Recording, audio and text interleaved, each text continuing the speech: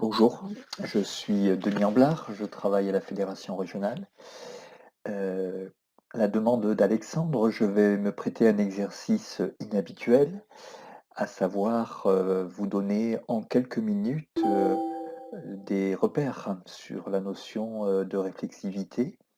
Repères,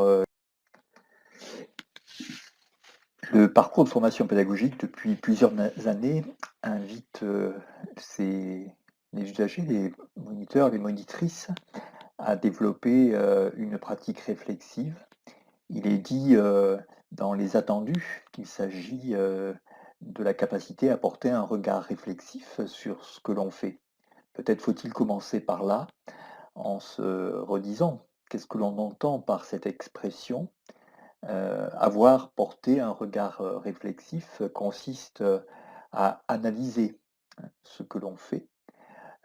On peut avec ce verbe d'action, le décliner par 3 ou 4 questionnements. Pourquoi analyser? Dans quelle intention le fait-on? Il me semble qu'on cherche à combiner l'idée de la compréhension de ce que l'on fait ou de ce que l'on va faire, de ce que l'on a pu réaliser. Compréhension à des fins d'en apprécier la valeur, hein, la portée, de pouvoir les situer dans, dans un ensemble de ces actions ou de ces pratiques ou les mettre en parallèle avec d'autres actions de collègues de l'équipe des années antérieures. Il s'agit également de pouvoir ajuster, réguler ce que l'on fait au moment où on le fait ou dans une perspective d'action. C'est ainsi que cette analyse cherche à orienter. On peut être aussi amené à pouvoir rendre compte, voire à justifier de ce que l'on fait. Donc cette idée de l'analyse en tant qu'intention d'une pratique réflexive est nécessairement articulée, étroitement articulée avec l'idée d'agir. Si on cherche à réfléchir sur ce que l'on fait, sur la façon dont on le fait, c'est à la fois pour comprendre et pour agir. Alors, qu'est-ce qui est analysé? Eh bien, on peut là aussi le regarder sous différents plans. On pourrait dire de façon générique, c'est l'action dans sa globalité, c'est sa pratique, c'est son expérience. Euh, Selon le niveau sur lequel on va se situer, bien évidemment que cet objet sera différent. Il peut être très contextualisé, lié à une situation précise, ou au contraire recouvrir l'ensemble des activités, des actions d'une semaine, d'un mois, d'une année scolaire. Et cet objet peut également être appréhendé hors de l'action, lorsque l'on a agi et qu'on sort de cette activité, on peut s'en distancier pour tenter de la saisir, de la comprendre. De la même façon, on va pouvoir réfléchir hors d'une action à venir, lorsque on est dans une logique de travail préparatoire, de choix, d'organisation, de conception de ce que l'on va faire. Et puis, il y a tout un pan de la réflexion qui est intimement lié, on y viendra juste après, à l'activité en tant que telle, puisque on est dans le métier d'enseignant, dans le métier de formateur, comme dans d'autres, inévitablement amené à modifier, à questionner ce que l'on est en train de faire. Et euh, ce, ce processus, ce cheminement nécessite la mobilisation d'une activité réflexive. On va parler dans ce cas d'une réflexion dans l'action. Je passe vite sur le troisième niveau dont j'ai indirectement parlé, puisqu'il s'agit de la réflexion sur l'action que l'on réalise non pas à l'échelle d'une séance, ou à l'échelle d'un ensemble de séances, mais davantage sur une pratique élargie. Prenez par exemple les analyses qui peuvent s'opérer au terme d'une année scolaire ou au regard d'une expérience de 2 ans, de 3 ans, de pratique professionnelle. Quel est l'enjeu? Eh bien, on pourrait le résumer sur l'idée qu'il s'agit de développer une compétence, une posture clé visant à pouvoir faire face à des situations qui peuvent être soit différées lorsqu'on est dans une analyse réflexive hors de l'action, comme elles peuvent être pleinement imbriquées à l'action, et donc il s'agira d'un faire-face immédiat. Comment on va analyser? Il s'agit, et on le reprendra, d'un processus éminemment complexe qui combine à la fois une démarche de réflexion et de réflexivité, j'y viendrai un petit peu plus loin, qui peut se comprendre lorsqu'on regarde ça sous la forme d'un cycle réflexif.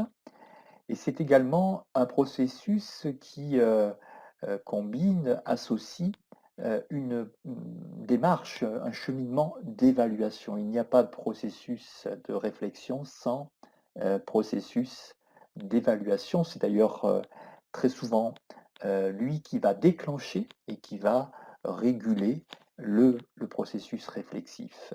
Alors vous dire que pour conduire cette démarche réflexive, il y a nombre d'outillages. Je voudrais vous rappeler une grille de questionnement qui vous est proposée en début de formation pédagogique et qui, me semble-t-il, peut grandement aider, faciliter le processus, la démarche d'analyse réflexive.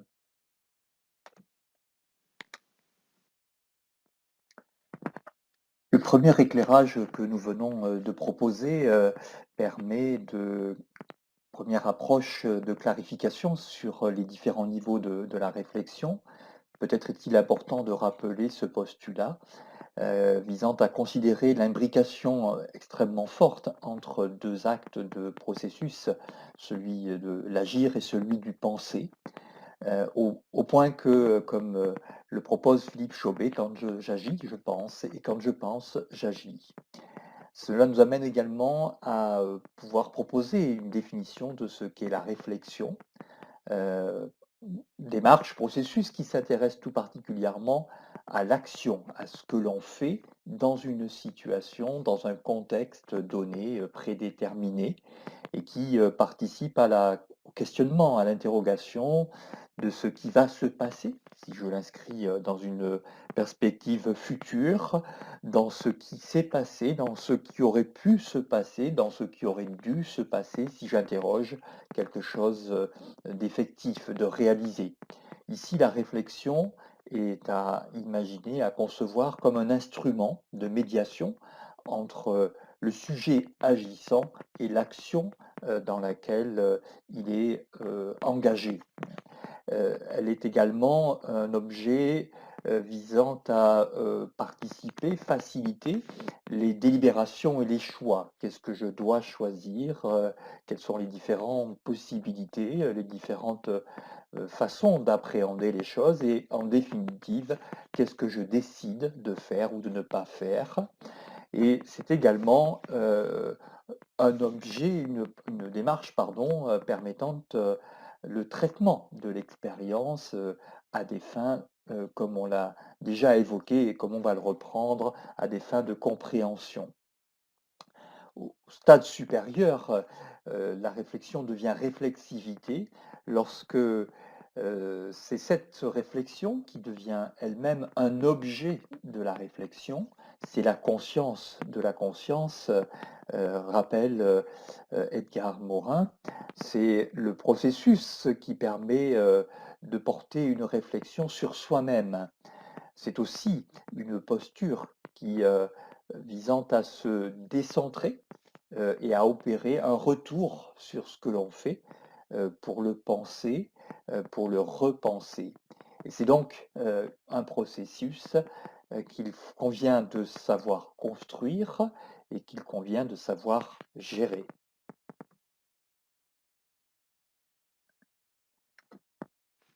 Alors précisons maintenant l'idée d'activité réflexive en prolongeant le propos précédent, à savoir que dans la pratique pédagogique, deux activités sont intimement liées, l'activité pédagogique en tant que telle et l'activité réflexive. Cette dernière est soit l'auxiliaire d'une activité pédagogique, lorsqu'il y aura réflexion dans l'action, ce qui prime, ce que je fais et qui est visible, c'est l'activité pédagogique. J'enseigne, j'accompagne des groupes, des jeunes, des apprenants. Et tout en faisant cela, il m'arrive, sans forcément que je m'en rende compte, que je mobilise et que je sois amené à gérer, piloter une activité réflexive. On dira que dans ce cas-là, elle est donc auxiliaire à l'activité pédagogique. Puis, il y a d'autres situations où cette activité devient une activité principale. On parlera d'une réflexion hors de l'action, une activité qui peut être choisie par la personne. Je peux considérer utile, pertinent, nécessaire d'analyser et d'apprécier ce que je fais. Comme il arrive que elle s'impose à moi au regard d'une difficulté, au regard d'un questionnement, au regard d'une préoccupation, voire que l'on me demande. Et cela devient donc une forme d'injonction où la personne est invitée, voire on exige d'elle cette pratique réflexive à des fins de formation, à des fins d'accompagnement.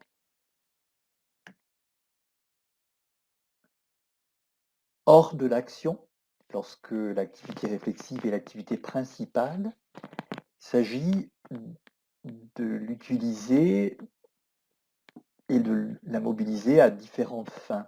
Il s'agit par exemple de choisir, d'organiser, de concevoir l'activité à venir.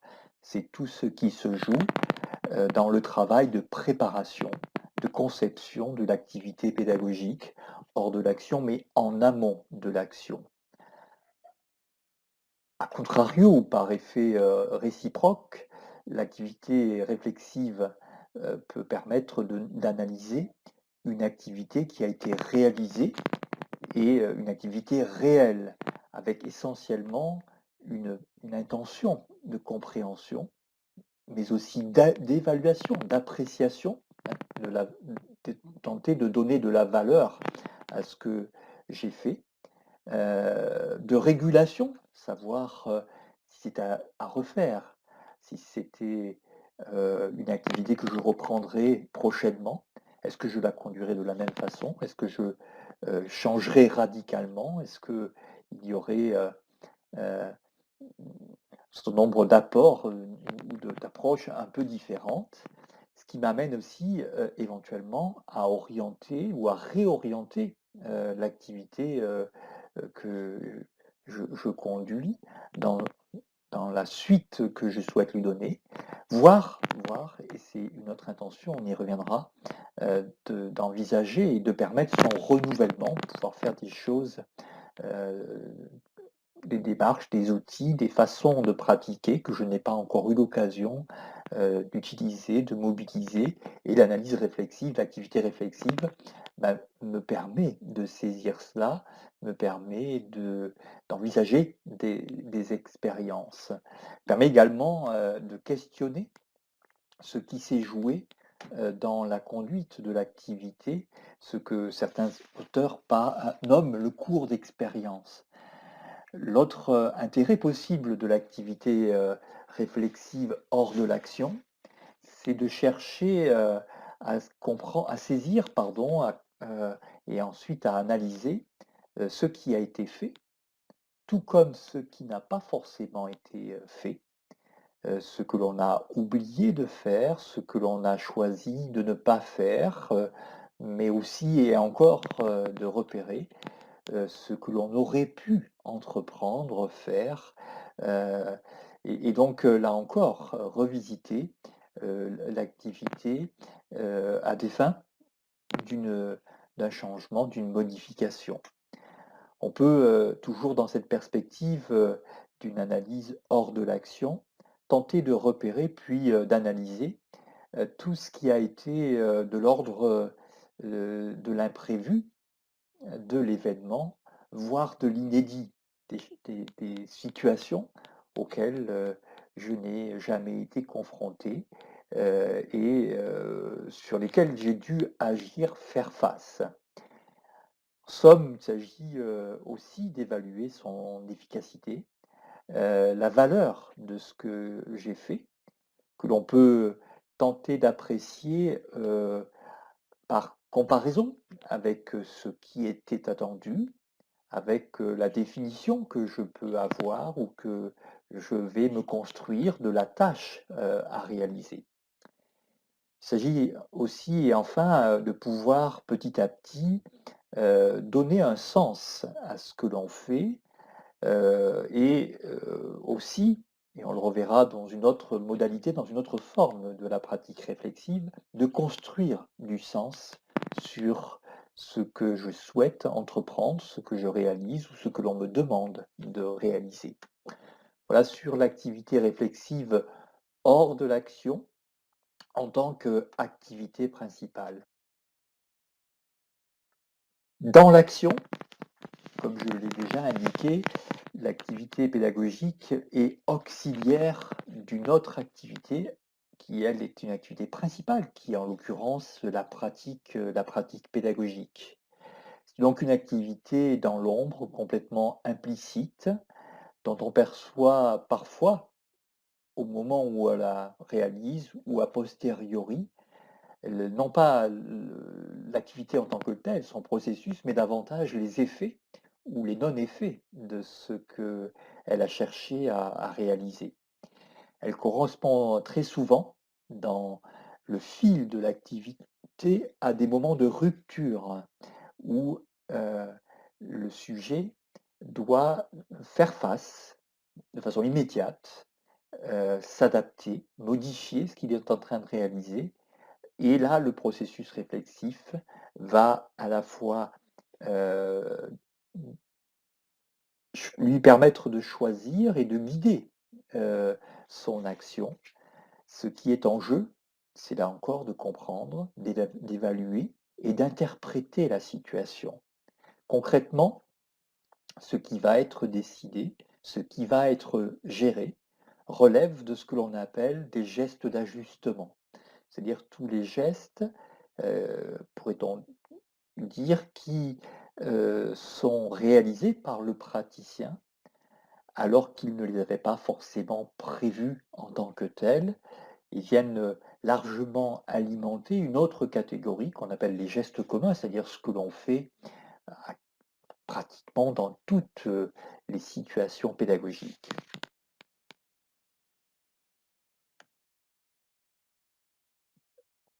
Dans les deux cas, ce processus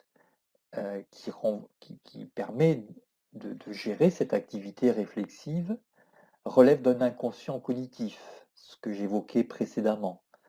On n'a pas conscience de l'activation et de la gestion de ce processus. Pour autant, on peut percevoir les effets, les retombées, les répercussions de sa mobilisation et de sa gestion. C'est un processus qui est double, je l'ai déjà évoqué, il est à la fois en tant que tel réflexif, objet de réflexion, mais cette réflexion est conditionnée, pilotée, déclenchée par un processus évaluatif. Il n'y a pas de démarche réflexive, d'activité réflexive sans une activité évaluative. Il est guidé et piloté par ce que des auteurs, et Piaget parmi les premiers, nomment des schèmes d'action. Je ne vais pas développer, c'est plus à titre d'information. L'idée étant là que ce processus mental relève d'une structuration mentale que Piaget nomme les schèmes. Ce sont organisateurs des invariants de l'organisation mentale. Et parmi ces schèmes, il y a tout un groupe de ces invariants qui permettent de piloter, de gérer l'action humaine, qu'elle soit physique ou mentale.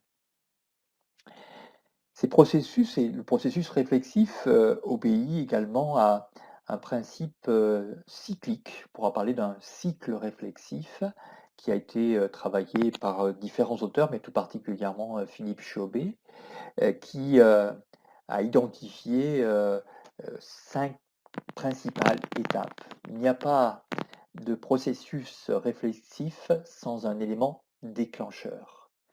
Cet élément pouvant être soit d'ordre positif, une satisfaction, une réussite, qui nous amène à essayer de comprendre, de saisir qu'est-ce qui fait que ça a marché, que ça a produit quelque chose de particulièrement intéressant, d'efficient, de satisfaisant pour soi ou pour les jeunes, pour les apprenants.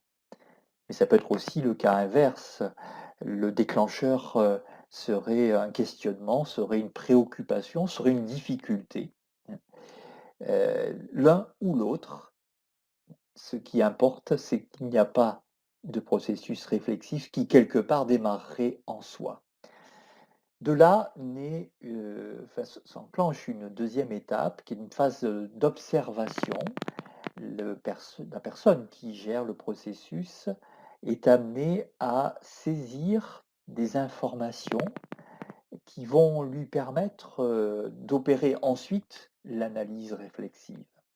Ces indices, ces informations émanent de deux grands champs. Le contexte, dans l'activité, dans sa globalité, ou sur une partie, une situation en tant que telle. Qu'est-ce qui a été déterminant? Quels sont les indices qui vont m'aider à saisir, à comprendre? S'agit-il de la démarche pédagogique que j'ai utilisée et proposée à un groupe d'apprenants? S'agit-il d'une consigne? S'agit-il de la réaction, de l'attitude d'un élève ou d'un ensemble d'élèves? S'agit-il de la notion sur laquelle je travaille? Tous ces éléments-là, tous ces ingrédients-là sont porteurs d'indices, d'informations que je vais saisir, que je vais sélectionner et que je vais traiter. Et je vais les traiter en les mettant en correspondance avec d'autres informations qui, elles, sont intériorisées, dont je reparlerai un petit peu après. Philippe Chaubet parle d'aller chercher dans son répertoire interne. Personnellement, j'appelle ça un référentiel personnel, c'est-à-dire des éléments de référence qui vont m'aider à apprécier ce que j'ai fait, apprécier la situation à laquelle je suis confronté, tenter de la comprendre, tenter de l'analyser. Et c'est dans la mise en correspondance entre ces informations intériorisées, et les indices pris dans le contexte, dans la situation, que va s'opérer l'analyse. C'est donc là la troisième étape.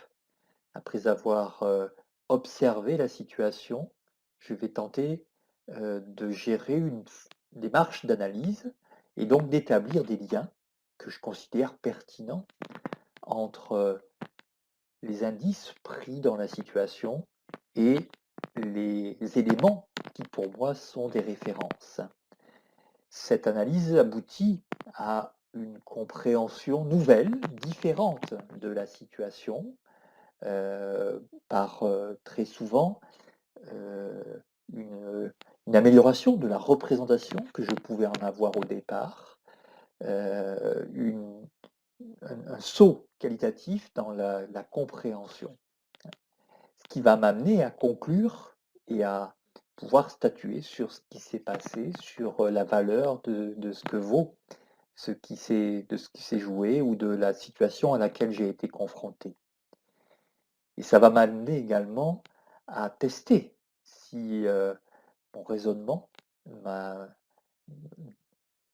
le cheminement que j'ai pu avoir, la réflexion, la conclusion que je tire de l'analyse s'avère pertinente. Et le test passe très souvent par la mise à l'épreuve sur une autre situation, euh, lorsqu'elle se présente, ou par une- un choix d'expérimenter, d'essayer quelque chose. Ce qui m'amène à pouvoir produire un résultat, et donc de ce dernier peut s'enclencher un nouveau cycle réflexif, et ainsi de suite.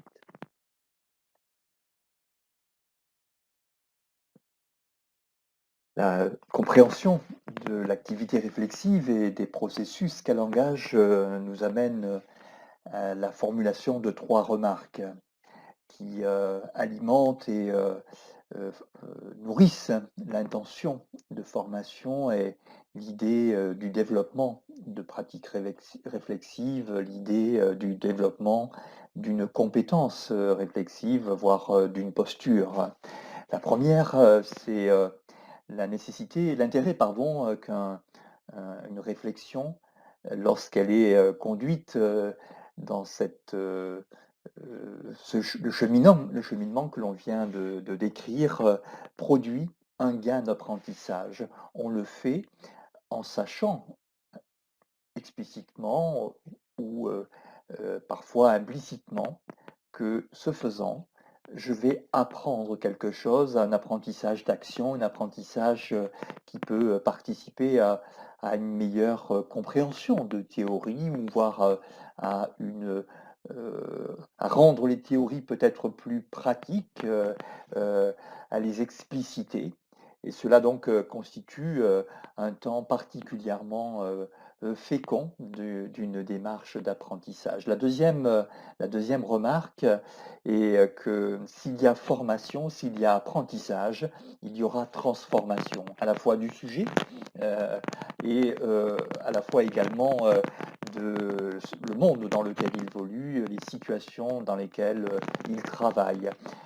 Sur le sujet, les effets sont positifs dans le sens qu'ils participent, ils concourent à l'amélioration, le renforcement de son identité professionnelle, à un élan, une dynamique motivationnelle.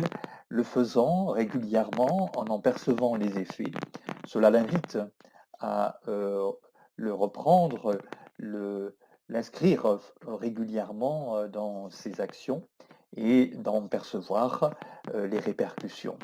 Il y a aussi, et c'est sans doute là notre intérêt, un autre trait tout à fait significatif, les effets sur l'action elle-même.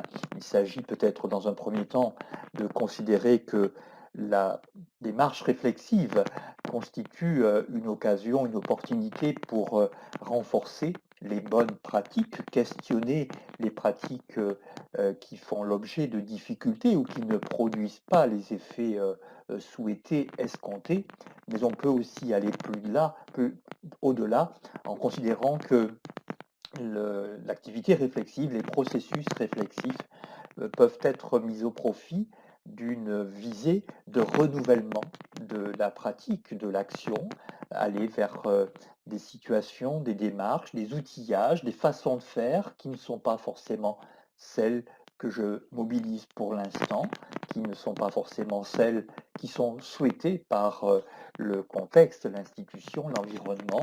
Et par la pratique réflexive, je vais petit à petit m'engager dans cette volonté de changer, voire de transformer, renouveler ce que je fais. Cela a une condition que l'on peut poser comme la troisième remarque: le processus sera d'autant plus efficient qu'il réunit les conditions favorables. Et il y en a au moins deux qui peuvent être indiquées ici et qui renvoient au cycle réflexif dont on a parlé. La nécessité d'avoir les informations nécessaires à réunir, identifier pendant la phase d'observation du processus réflexif. Peut-être qu'il y a une question de quantité, mais assurément une question de pertinence. La pratique réflexive ne consiste pas nécessairement à collecter le maximum d'informations, mais davantage, et sans doute le plus suivant, à identifier les informations qui s'avèrent les plus significatives dans la situation. Euh, et ensuite pouvoir, comme on l'a déjà évoqué, les mettre en relation avec des éléments de notre répertoire interne, notre référentiel, j'y viendrai un petit peu plus tard. Le deuxième volet de cette condition et donc de cette troisième remarque, c'est qu'il est fort probable que dans un certain nombre de cas, il y ait nécessité de faire appel à autrui pour faciliter l'ensemble de la démarche ou des phases particulières de la démarche. On pense là bien évidemment au rôle et à la fonction que peuvent jouer les tuteurs dans le cadre de la formation pédagogique, mais aussi d'autres collègues, le directeur, la directrice, les animateurs de session, toutes les personnes qui vont, de par le regard qu'elles portent, de par l'écoute, peut-être vous aider à percevoir, saisir, appréhender et comprendre différemment la situation ou l'ensemble des situations sur lesquelles porte le processus réflexif. Ce qui amène un autre élément et qui découle aussi des apports de Philippe Chaubet et du processus réflexif, du cycle réflexif, c'est donc l'idée qu'il ne peut pas y avoir de processus réflexif qui ne mobiliserait pas un objet particulier que personnellement je nomme le référentiel personnel. Cet objet contient l'ensemble des références, et plus particulièrement la partie intime, intériorisée, donc les référents, que je vais pouvoir repérer et mettre en lien avec les référés, à savoir les indices qui émergent ou que je retiens de la situation sur laquelle je fais porter l'analyse réflexive. Si un processus réflexif est déclenché et régulé par un processus évaluatif, comme on l'a mentionné à plusieurs reprises, il est donc nécessaire de disposer et de pouvoir mobiliser un outil que l'on va pour l'instant considérer, nommer comme un outil de gestion de l'activité réflexive. Cet outil, comme je viens de l'indiquer, est porteur d'un ensemble de référents. Retenez pour peut-être la simplicité, un ensemble de points de repère.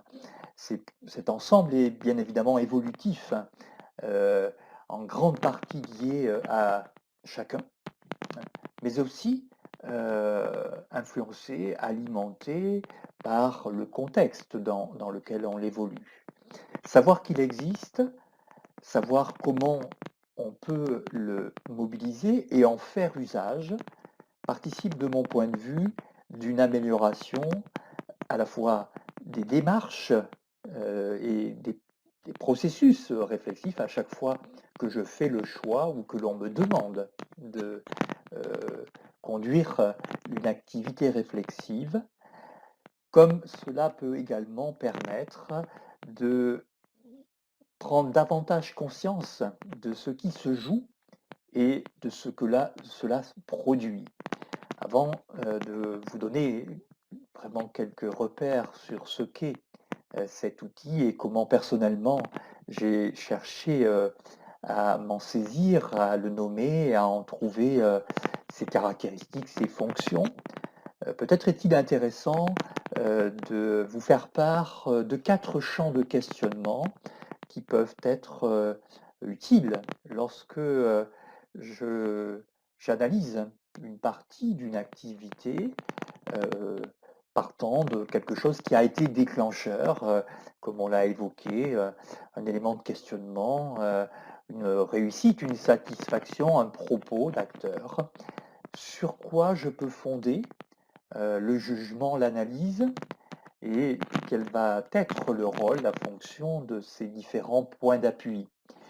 4 champs donc peuvent y participer.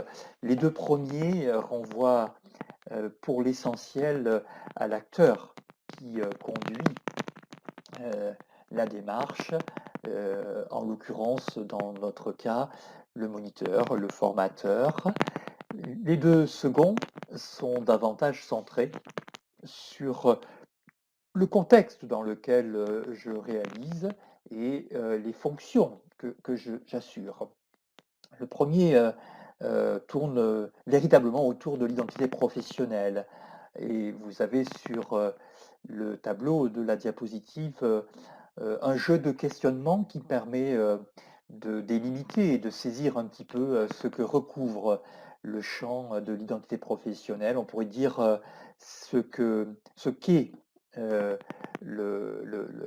sujet, la personne qui agit, ce qu'elle est en tant que personne, de par son histoire, de par son présent, de par ses perspectives, mais aussi en tant qu'être humain, ce qu'elle ressent, ce qu'elle souhaite faire.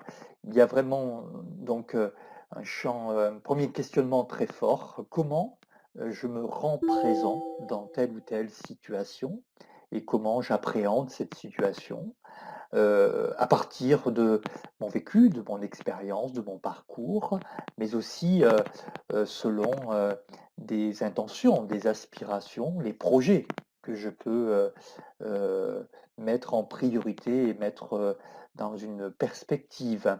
C'est également ce que je ressens, ce que je souhaite faire, ce que l'on me propose de faire. Ce jeu de questionnement renvoie à ce que j'ai nommé ici des conceptualisations qui vont être mobilisées. Entendez pour chacune eh bien, les points d'appui, les éléments de repère, pour reprendre un vocabulaire du champ de l'évaluation, on nommera cela les référents, ce à quoi je peux me référer. Il y a donc le sujet en tant que tel, mais aussi ses représentations, son expérience, son projet, sa professionnalité dans le sens de ce qui va s'exprimer, qui est le gain, qui est la résultante du processus de professionnalisation, et puis sa capacité à articuler des activités productives, à savoir ce que je fais, mais en sachant que ce que je fais est largement conditionné par des activités constructives, c'est-à-dire l'organisation, la conception, le choix d'un outillage, de démarche, le choix d'une façon d'appréhender et d'envisager l'activité pédagogique. À ce premier grand champ de l'identité professionnelle s'ajoute et se complète tout ce que sait la personne. Et c'est donc ce à quoi je me fie, ce que je sais, ce que je crois. C'est les savoirs au sens large. Il y a bien évidemment des savoirs d'ordre disciplinaire, et tout particulièrement les disciplines que j'enseigne, mais aussi des savoirs professionnels, qu'ils soient pédagogiques, qui renvoient à des théories, qui renvoient à des méthodes, à des démarches pédagogiques, mais aussi les savoirs d'action rassemblés, construit au fil de l'expérience. Et puis, ce à quoi je me fie, ce à quoi je crois, relève davantage de convictions, de valeurs que je considère comme des socles, comme des assises essentielles dans ce que je fais, comme je peux également les envisager comme étant des choses auxquelles les personnes avec lesquelles je travaille, et tout particulièrement les jeunes, les apprenants, doivent progressivement adhérer. C'est donc là les 2 premiers champs qui regroupent l'identité professionnelle, ce qu'est la personne, ce qu'elle sait. À cela se rajoutent 2 autres champs qui sont donc le contexte, à la fois l'environnement dans lequel je suis, et bien évidemment que les 2 personnes exerçant le même métier ne partagent pas forcément le même environnement, le même contexte. Je peux enseigner dans l'institution des maisons familiales, mais je peux aussi enseigner dans un lycée public, je peux enseigner dans une structure de formation continue, etc. À chaque fois, on pourrait considérer que l'activité, oui, l'activité professionnelle est identique, sauf qu'elle s'exerce dans des situations, dans des contextes particuliers. Et en cela, je vais nécessairement pouvoir utiliser ou mobiliser des points d'appui qui vont différer selon le contexte. Et puis je pourrais bien évidemment préciser, puisque c'est souvent ainsi, lorsque je m'intéresse et lorsque je conduit une analyse réflexive sur un moment très précis à l'échelle d'une situation, un temps souvent extrêmement limité dans une séance pédagogique, là j'ai encore davantage de singularité de ce contexte, hein, puisque c'est un micro-contexte, hein, qui relève de l'ordre de la situation. Dernier champ sur lequel je peux largement fonder mon analyse, c'est de m'interroger, de questionner dans ce contexte, qu'est-ce qu'il m'est demandé de réaliser? C'est tout ce que recouvre l'ensemble des tâches, tout métier, le métier de formateur, de moniteur, peut être défini, caractérisé par un ensemble de tâches qu'on pourrait considérer comme des tâches attendues, voire des tâches prescrites, même si elles ne font pas forcément systématiquement l'objet d'une formulation précise. L'ensemble de ce qui m'est demandé de faire, auquel je peux aussi rajouter ce que je devrais faire. Je sais qu'on me le demande, je ne le fais pas nécessairement, forcément, pour différentes raisons. Et je peux également aussi questionner entre ce que je fais, ce que l'on me demande de faire, mais est-ce que j'ai toujours la possibilité de le réaliser dans le contexte, dans les situations? Je prendrai par exemple euh, la situation dans notre institution où selon le profil de poste, je sais qu'il y a un certain nombre de tâches qui ne sont pas forcément des tâches régulières et parfois même des tâches qui ne font pas partie de ce que je pourrais faire. Il y a pas des moniteurs qui, par exemple, réalisent ou mobilisent très peu certains outils de l'alternance. Il y a des moniteurs qui ne sont pas nécessairement euh, dans le début de leur parcours responsables d'un groupe. Il y a des moniteurs qui ne vont pas forcément régulièrement rendre visite à des jeunes sur leur terrain de stage en entreprise, côtoyer, rencontrer, échanger avec des professionnels, etc., hein, pour illustrer ce champ-là, ce volet-là du questionnement. Oui, donc, ce qui me paraît être souvent une difficulté pour avoir accompagné nombre de collègues sur le traitement de l'analyse réflexive, c'est sans doute la difficulté à se dire, j'observe ça, j'ai un point de vue sur ce qui s'est joué, sur en quoi cela a fonctionné, en quoi cela a fait problème. Ce à quoi je vous invite, c'est de prolonger un tout petit peu la démarche et la réflexion pour pouvoir vous dire, si j'ai ce point de vue-là, si je porte ce jugement-là, est-ce que j'arrive à identifier sur les quatre champs que je viens de présenter, quel est le champ ou quels sont les champs que je mobilise davantage, que je mobilise en priorité pour dire, pour avoir tel point de vue, pour avoir tel jugement.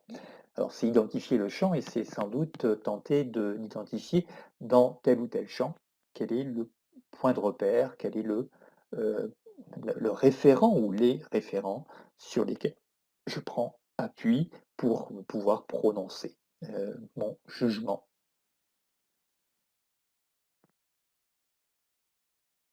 Voilà, donc je vous propose de clore en allant un tout petit peu plus loin sur l'idée de cet outil de gestion de l'activité réflexive que je nomme un référentiel personnel. Il ne s'agit pas pour moi d'aller trop loin dans le développement, mais simplement pour ceux qui le souhaitent d'avoir quelques repères complémentaires. Je vais le faire assez brièvement et c'est des éléments pour lesquels j'aurai grand plaisir à prolonger avec ceux que cela intéresse. Dire donc que cet objet mental, symbolique, qui rassemble l'ensemble des référents, euh, l'ensemble de ces points d'appui qui contribuent à l'activité réflexive est un objet dont on peut considérer qu'il se construit très vite dans la vie humaine et qu'il s'enrichit, se renouvelle en permanence au gré de l'activité, au gré des expériences. Mon travail m'a permis de constater qu'il euh, participe et provient et qu'il est euh, également alimenté par un ensemble de processus qui sont pleinement inconscients. Je crois l'avoir déjà évoqué. J'ai conscience euh, partiellement ou de façon assez forte des effets de d'un processus réflexif, d'une activité réflexive, sans pour autant avoir conscience que à tel moment, dans telle ou telle situation, il se joue quelque chose qui participe de la construction, du renforcement, voire du renouvellement de cet objet. Je ne reviens pas, mais c'est présent sur la diapositive. Il s'agit de montrer combien l'outil, que l'on peut également considérer comme un véritable instrument, a une part tout à fait décisive, tout à fait significative dans la euh, façon dont on va à la fois agir et comprendre sur trois niveaux que j'ai déjà identifiés, hein, soit dans l'action, et c'est là où ça me paraît être pleinement central dans notre métier. On sait combien il se joue énormément de choses à l'échelle d'une heure de séance chaque jour dans la pratique pédagogique. Et l'essentiel du métier, sans doute, réside dans dans cette capacité à agir, à ajuster, à réguler ce que l'on fait tout en continuant à avancer dans la pratique, dans l'activité pédagogique. Donc agir et ou comprendre dans l'action, mais aussi, et c'est pour l'essentiel à cela que l'on vous invite dans le cadre du processus de la formation pédagogique et tout particulièrement sur les temps où on vous demande, on vous propose de formaliser ce travail-là. L'idée donc d'une mobilisation hors de l'action sur des pratiques, des situations clairement identifiées, une mise en situation ou une partie de mise en situation, ou à une échelle plus vaste lorsqu'il s'agira d'interroger la conduite d'un projet pédagogique. Et on peut aussi envisager un troisième niveau qui est une réflexion sur l'action, davantage dans une visée pour orienter, pour confirmer ou au contraire reconsidérer les intentions, les finalités, les grands principes de l'activité. À chaque fois que je fais ça, je suis dans une volonté, une posture visant à mieux appréhender l'idée d'un faire-face, qu'il soit immédiat lorsque je suis dans l'action, ou qu'il soit différé lorsque je suis hors de l'action. On peut également retenir qu'il s'agit pour le sujet d'évaluer, d'analyser, pardon, ce qu'il le fait, mais aussi, et on l'a vu, l'analyse ne pourra pas être dissociée de l'évaluation à des fins d'orientation, à des fins d'ajustement et à des fins, comme on l'a déjà évoqué, de renouvellement de l'action. J'y reviendrai un tout petit peu après. Il s'agit également aussi de pouvoir donner du sens, voire construire du sens. Les 2 diapositives, qui viennent, sont une façon, de schématiser et de modéliser cet objet. Je ne fais le choix de ne pas forcément beaucoup les commenter. Vous allez retrouver, sous une approche un peu différente, ce que j'ai pu dire, sur l'idée, de cet outil de gestion et les 4 champs de questionnement qui deviennent 4 registres, dont chacun, contient une partie, des référents, des points d'appui, du référentiel personnel. En complément de la schématisation de la diapositive précédente, vous retrouvez ici, les 4 registres avec, heu, le la dénomination que j'en ai donnée et à chaque fois le renvoi à, un jeu de questionnement qui, aide à saisir ce que contiennent chacun, de ces registres en termes de points d'appui, en termes de référentiel.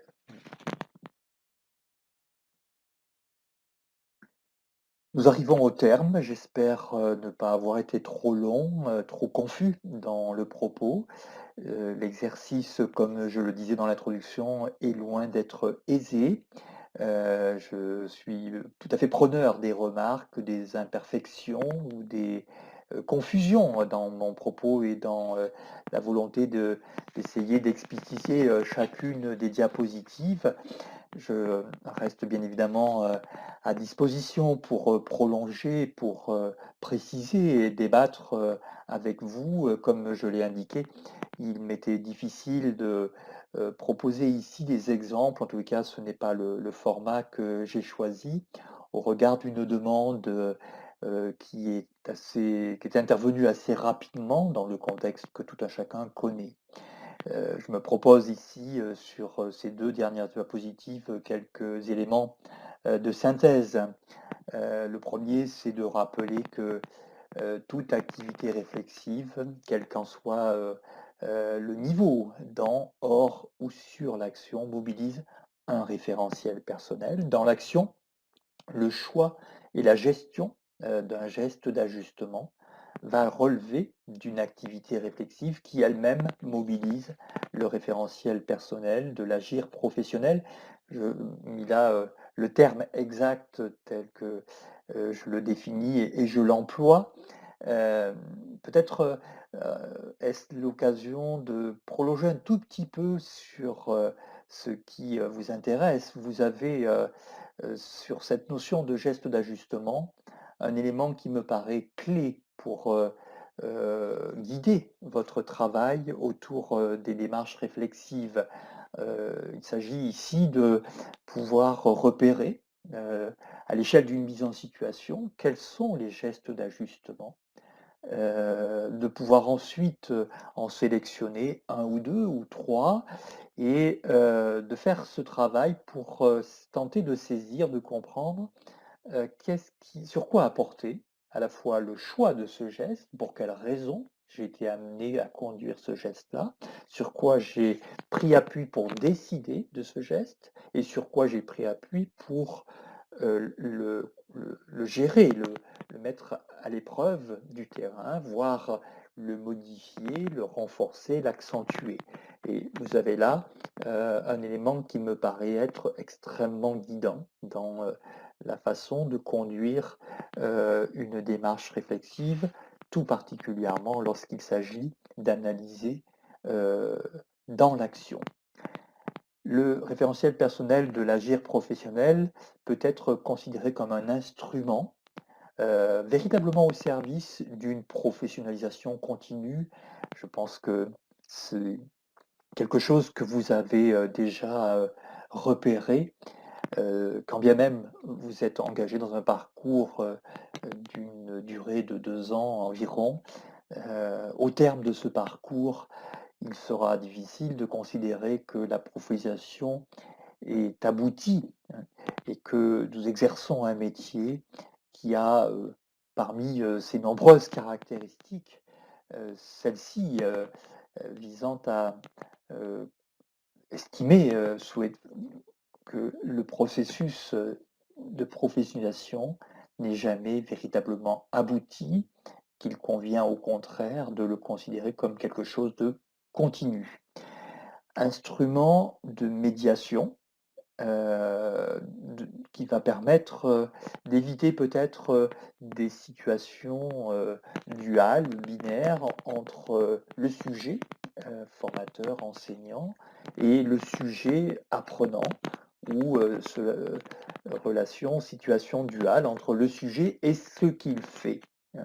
Le référentiel personnel venant se positionner entre cela et faire médiation de cela avec soit une fonction psychologique, hein, en facilitant, en aidant, en permettant d'avoir le contrôle en quelque sorte de la situation, mais aussi, et on l'a évoqué précédemment, une fonction cognitive. C'est l'emploi à l'usage du référentiel participe de l'apprentissage à chaque fois que je fais le choix, à chaque fois que euh, on me demande ou je ressens la nécessité d'une analyse réflexive.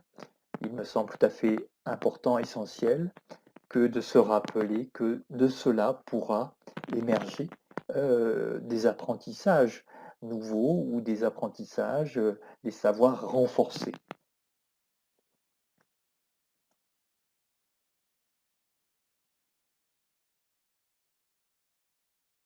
Je poursuis et termine sur trois remarques qui nous ramènent au départ en utilisant un propos et des travaux de Pierre Pastré, considérant que dans l'activité réflexive, il était possible d'observer deux boucles. Une première qu'il considère comme une boucle courte qui, je pense, relève davantage d'un processus de réflexion qui va être centré sur l'action, son analyse, son évaluation, son ajustement.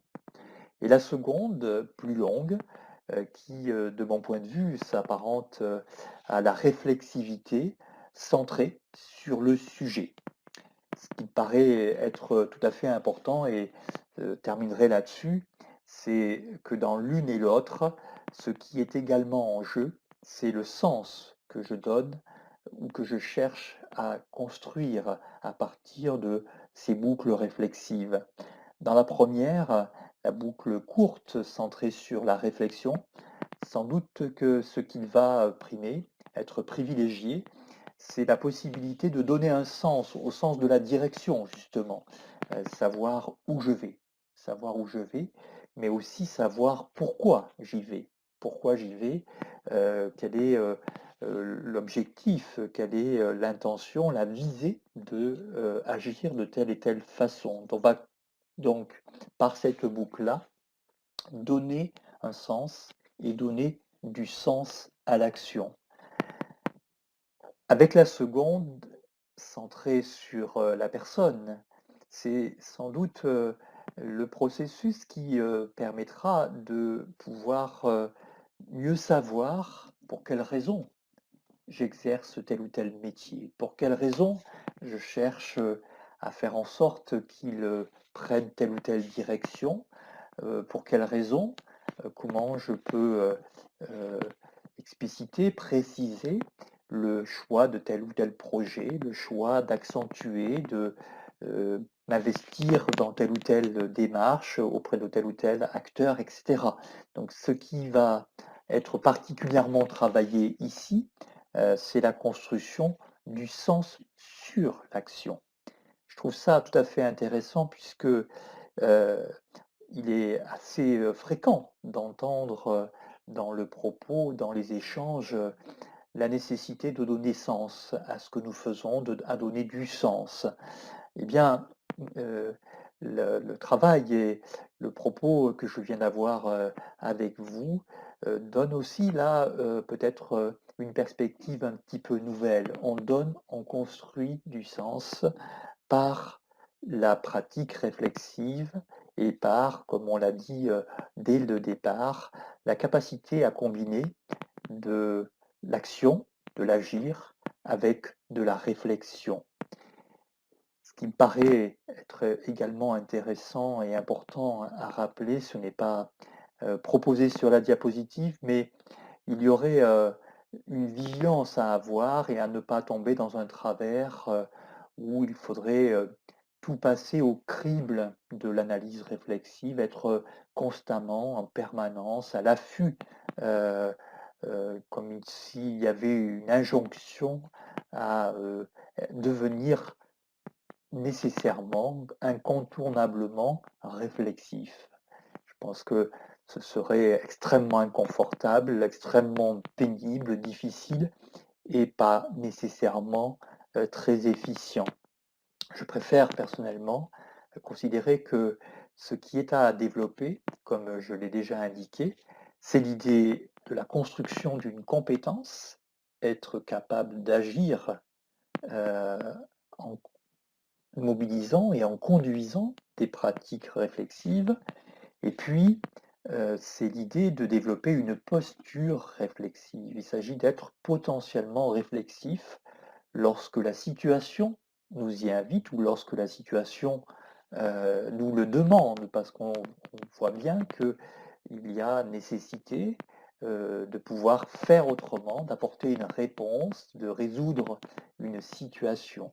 Ou lorsque, à un moment donné dans sa carrière, à un moment donné dans l'exercice de son activité, on fait le choix de pouvoir prendre le temps de s'arrêter et penser, analyser, apprécier, évaluer ce que l'on fait pour le confirmer, voire le renforcer, voire encore le réorienter.